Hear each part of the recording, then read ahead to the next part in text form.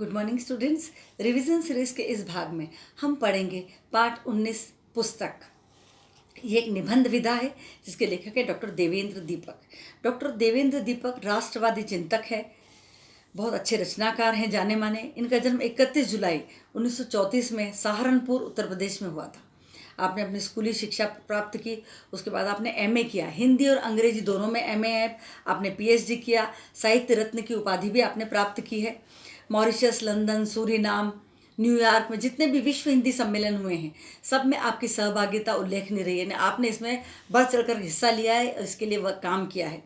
आपने बहुत सारी रचनाएं लिखी है, बहुत सारी कविताएं लिखी है। आप साक्षात्कार पत्रिका के संपादक भी रहे हैं और भी कई पत्रिकाओं को आपने संपादन किया है। इनके जो देवेंद्र दीपक जी हैं, इनका जीवन परिचय आप अच्छे से पढ़ लें। इन्होंने बहुत सारी पत्रिकाओं के संपादक रहे हैं ये, तो उन सब पत्रिकाओं के नाम आपको पता होना चाहिए।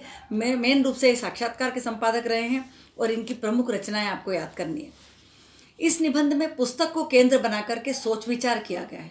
पुस्तक के बारे में बड़ी बारीकी से लेखक ने इसमें विचार किया है। इतना बारीकी से हम कभी किसी चीज़ को लेकर शायद सोचते नहीं हैं जितना लेखक ने पुस्तक को लेकर सोचा है। पुस्तक की लोकप्रियता और विशेषताएं इतनी अच्छी रही है कि किसी ज़माने में हमारे देश में आक्रमण करने वालों ने पुस्तकालयों को आग के हवाले कर दिया था, जो कि घोर अपराध की तरह है। उसके बारे में भी लेखक ने जिक्र किया है। जीवन में पुस्तक की उपयोगिता हमेशा बनी रहेगी। सूचना क्रांति, सोशल मीडिया कितना भी आगे बढ़ जाए, कितना भी हमारे जीवन में प्रवेश कर जाए, लेकिन पुस्तक को अपने पद से कोई नहीं गिरा सकता। जीवन में पुस्तक की उपयोगिता हमेशा बनी है और बनी रहेगी। लेखक का कहना है, यात्रा में पुस्तक, पुस्तक में यात्रा, यो यात्रा में यात्रा। हम यात्रा करते हैं तो पुस्तक पढ़ते हैं, और जब हम कोई पुस्तक पढ़ते हैं तो उस पुस्तक के अंदर भी कोई यात्रा कर लेते हैं।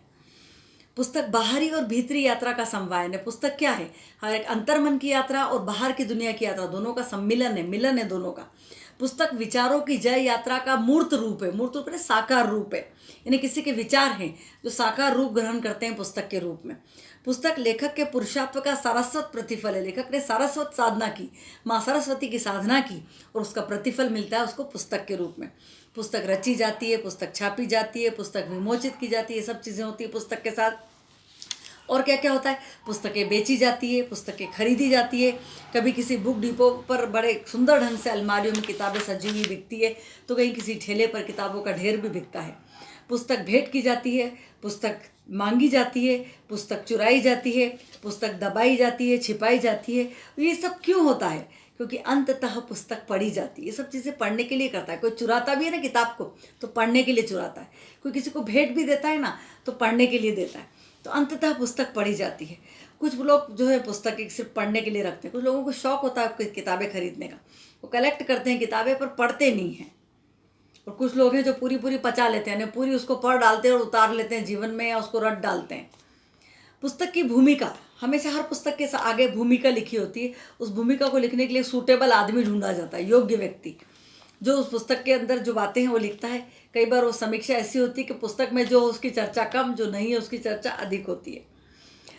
एक उम्र होती है कि आदमी पुस्तकों को संभाल के रखता है, इकट्ठी करता है, पढ़ता है, पढ़वाता है, अपने घर में लाइब्रेरी बनाता है। ज़्यादातर कॉलेज के जो प्रोफेसर्स होते हैं वो अपने घरों में किताबों की लाइब्रेरी बनाते हैं, अपने सब्जेक्ट की लाइब्रेरी रेडी करते हैं। लेकिन जब उनकी एज हो जाती है ज़्यादा, तो उनके बच्चे उस पुस्तकालय को नहीं संभालना चाहते हैं, उन किताब को घर में नहीं रखना चाहते, उनको वो रद्दी लगता है, और वो कहते हैं इन्हें पुस्तकालय वालों को दे दो, लाइब्रेरी में दे दो ये किताबें। लाइब्रेरी वालों में देने जाते हैं तो लाइब्रेरी वाले क्या कहते हैं? हमें पुस्तकें ही नहीं, अलमारियाँ भी दो, हम पुस्तकें कहाँ रखेंगे?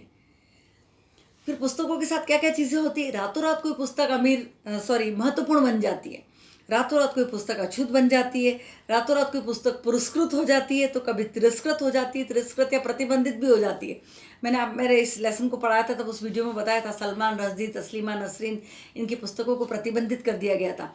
प्रेमचंद की पुस्तक पर प्रतिबंध लगा दिया गया था सोज़े वतन पर, कि अंग्रेज़ों को लगता था कि ये भड़काऊ बातें लिखी, इसमें देश के लोगों को जगाने के लिए पुस्तक लिखी थी।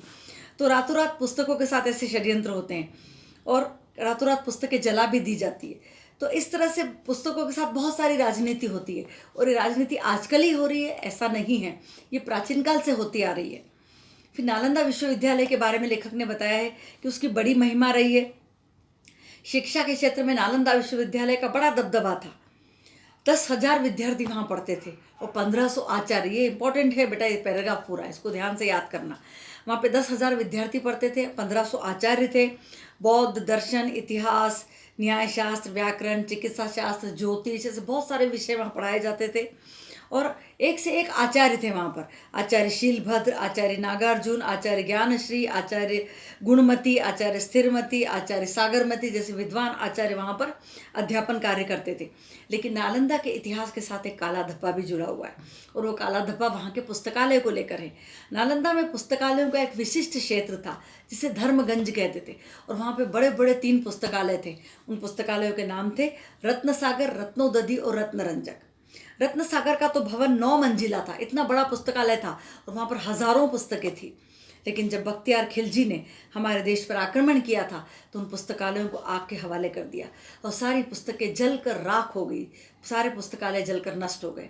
वहाँ कौन सी पुस्तकें थी, इसका उल्लेख हमें जो विदेशी लोग हमारे यहाँ से पढ़ के गए हैं उन्होंने अपनी पुस्तकों में इस पुस्तकालयों का और वहाँ के विशिष्ट क्षेत्र का उल्लेख किया है, उससे हमें ये जानकारी मिलती है। अगले पैराग्राफ में लेखक ने बहुत गुस्सा प्रकट किया है उन लोगों के प्रति जो पुस्तकालय को जला देते। किसने जलाया था पुस्तकालय, एग्जाम में पूछते हैं बेटा, बख्तियार खिलजी। एग्जाम में ऑप्शन आते हैं, बख्तियार खिलजी, अलाउद्दीन खिलजी, जलालुद्दीन खिलजी, ऐसे 4-5 खिलजियों के नाम दे देते हैं। तो बख्तियार खिलजी ने पुस्तकालय में आग लगाई थी। पुस्तकालय का विशिष्ट क्षेत्र था धर्मगंज। 3 पुस्तकालय थे, रत्नासागर, रत्नोदधि, रत्नरंजक। तो लेखक ने गुस्सा प्रकट किया है कि पुस्तक जलाने वाला जो है वो घोर अपराधी है। ये घोर अपराध है, क्योंकि कितने वर्षों की शोध व्यर्थ चली गई, कितने व्यक्तियों का जागा हुआ, रात में जाग जाग कर लिखा हुआ, सोचा समझा हुआ सब व्यर्थ चला गया। कितनों की सरस्वती साधना व्यर्थ हो गई, कितनी आंखों का जागरण व्यर्थ चला गया। तो कितने लोगों का सोचा समझा था जो अब कभी लौट कर नहीं आएगा, और ये विश्व धरोहर को नष्ट करने के समान हुआ। शताब्दियों की माँ सरस्वती की साधना को पुस्तकालय जलाने वालों ने नष्ट कर दिया, और दशरथ और वशरथ की जुगलबंदी हमारे साथ की। लेखक बहुत गुस्सा प्रकट कर रहे हैं उस व्यक्ति के प्रति जिसने पुस्तकालय को आग के हवाले किया था। और भी कई षड्यंत्र होते हैं पुस्तकों के साथ, जैसे कुछ धूर्त लोग पुस्तकों में प्रक्षेप कर देते हैं। ये चीज़ हमारे धार्मिक ग्रंथों के साथ वाकई में हुई है कि कुछ लोगों की स्तुतियाँ कुछ लिखी हुई है तो उसकी बीच की लाइन हटा दी, या एक लाइन हटा के दूसरी लाइन डाल दी, या कुछ लाइन गायब कर दी और फिर उसको लिख दिया, तो इससे उसका अर्थ का अनर्थ हो गया। इस तरह से ग्रंथ नष्ट नहीं भी होते हैं तो ग्रंथ में गड़बड़ी उत्पन्न हो जाती है, और कुछ धूर्त लोग ऐसा काम करते हैं, और ऐसा किया गया है हमारे पुस्तकों के साथ। ऐसी घटना नहीं दुर्घटना है, और इनकी आवृत्ति न हो इसकी चिंता होनी चाहिए। इन्हें दोबारा ऐसी चीज़ हमारी पुस्तकों के साथ या ग्रंथों के साथ नहीं होना चाहिए, इस बात का ध्यान रखना चाहिए। आजकल सूचना क्रांति का दौर है, दूरदर्शन छाया हुआ है, पढ़ने की आदत कम होती जा रही है। इन सब के बाद भी पुस्तकें हमारी मित्र थी, मित्र हैं और मित्र रहेंगी। यदि कमरे को रोशनदान चाहिए तो दिमाग को पुस्तक चाहिए। हर पुस्तक को उसका पाठक मिलना चाहिए, और हर पाठक को उसकी पुस्तक मिलनी चाहिए। ये ज़रूरी है कि हर हाल में पूरा हो। लेखक ने पाठ के अंत में आशावादी स्वर में पाठ का समापन किया है कि पुस्तकें हमारी मित्र हैं, मित्र थी और मित्र बनी रहेंगी। इसमें से आपको नालंदा विश्वविद्यालय की सब डिटेल्स, नालंदा विश्वविद्यालय की विशेषताएं पूछते हैं पुस्तक पाठ के अनुसार 4 मार्क में। तो इस पूरे पैराग्राफ में से पॉइंट्स बना लें कि कितने विद्यार्थी थे, कितने अध्यापक थे, कौन कौन अध्यापक थे, कौन से विषय पढ़ाए जाते थे, वहाँ के पुस्तकालयों के नाम, ये सब आपको उसमें लिखना है। नालंदा विश्वविद्यालय की विशेषताएं इसका इंपॉर्टेंट क्वेश्चन है। पुस्तकें किन षड्यंत्रों की शिकार होती है, ये भी इसका इंपॉर्टेंट क्वेश्चन है। ठीक है बेटा, आप इसका केंद्रीय भाव ध्यान से पढ़ें।